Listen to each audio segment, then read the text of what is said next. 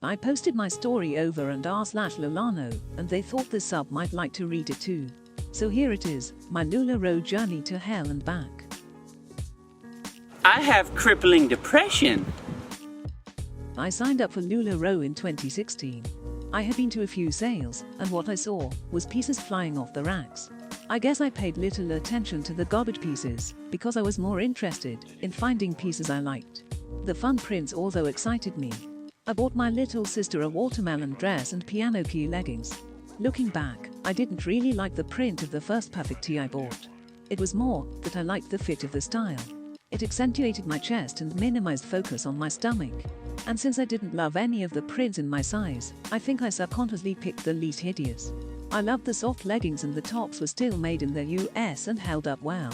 I even still have some of those early pieces, and 4 years later, they still hold up.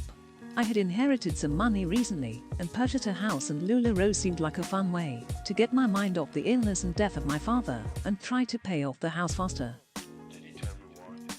In the beginning, stuff did sell. I remember my Christmas leggings selling out in about 3 minutes, with people on a waiting list for every pair coming in another box the next week. I remember a day that my rack collapsed under the weight of my paid orders. I remember a postal receipt of sales that was longer than I am tall. During this time, the stress of losing my father, and then, 6 months later, my grandmother caused me to miss more work that was acceptable, and I lost my job.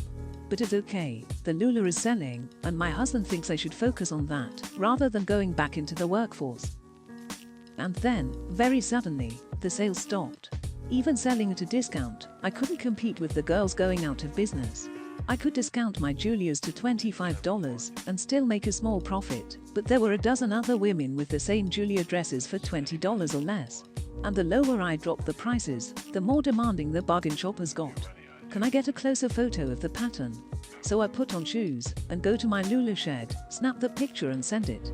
I got back to the warm house to continue desperately trying to drum up business.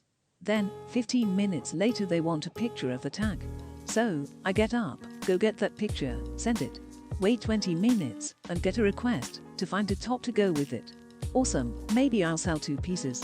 Send several shots of the leggings with tops. Wait until bedtime with no response. Go to bed. Wake up to a barrage of messages berating me for not responding to the message they sent me at 3:27 a.m. my time. I answer them at 8 a.m, apologizing, explaining I am on the West Coast and was sleeping. Now they want a bigger discount and free shipping for their trouble. I explain that I am already selling at a deep discount, usually $12.17 by this point, and that if I go any lower and pay for shipping I will lose money. So I lose the sale. Or, maybe worse, the Karen points out that the $12 ship she is offering me is better than nothing, and, admittedly, I could really use the $9 I'll end up with after shipping, so I take it and hope I get a nicer pair with that $9 that maybe, just maybe, I can sell for $25. But no, I get more neon Doritos. So, I start contemplating quitting. After all, they are offering a 100% refund, and I have taken on an entry-level part-time job to help make ends meet. They have been offering me more hours. Then I start hearing nightmares about women waiting months for their refunds. So, maybe I'll give it one more shot and try to sell at wholesale and break even. But by now, wholesale is even more than people want to pay. Women are desperate and selling leggings they paid $9.50 wholesale for just $8 shipped. And by the time I give up, Lula Roe has cancelled the 100% buyback, blaming greedy consultants taking advantage of them as their reasoning. But my original contract does include a 90% buyback clause, but only on items you bought from them. If you bought from other consultants who were going out of business, you couldn't return that stuff, even though they encouraged us to buy from other consultants to try to keep them from selling deeply discounted to consumers. They also won't take collection items, so holidays and elegant lines are excluded. Good thing I rarely got those.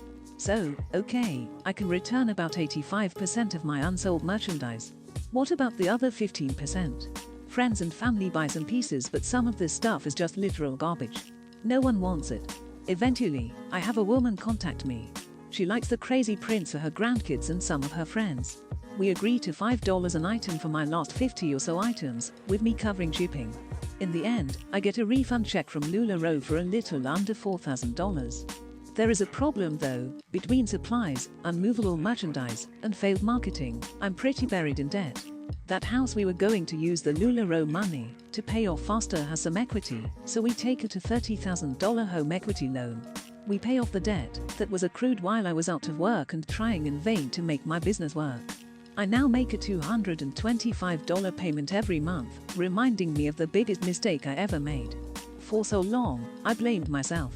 Lula Roe told us that the only reason that we weren't successful is that we weren't trying hard enough. The women who quit were pigs, and if we just worked harder, we would be successful. We too could be getting 5 or 6 or even 7-figure bonus checks if we just tried.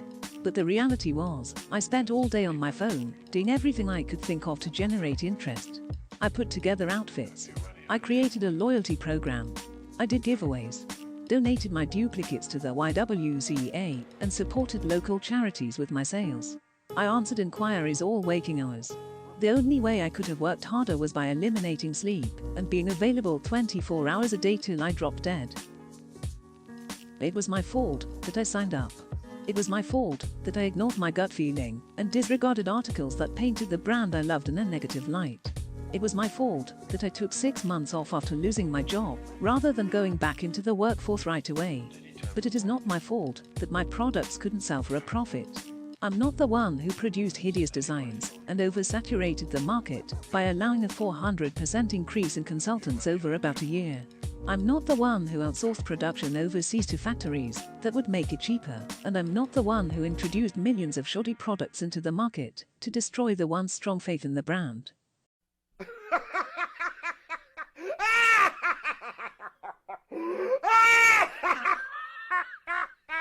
Lula Roe is run by crooks who care more about draining women of their money than they do about empowering women. The highlight of my life would be to see Deanne and Mark in orange prison jumpsuits and to see their fortune turned over to the families whose livelihoods they destroyed with their insatiable greed.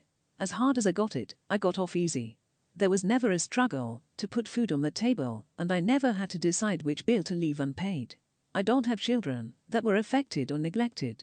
I have read the stories of so many women who lost more than I. Of women whose children begged them to put down the phone or turn off the computer and be there with them. Of women who lost their homes or whose marriage fell apart. And it continues to this day. My state is currently suing Lula Roe for illegal business practices, and I am beyond eager to see how that turns out.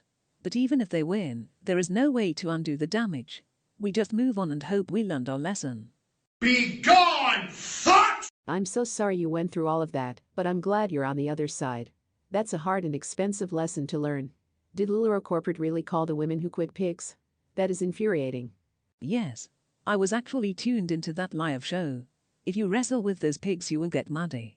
I only ever watched 2 live shows as Deanne's voice made my skin crawl, and that was just the last straw for watching their live streams. Are you mad, bro? Tell me what you're mad for.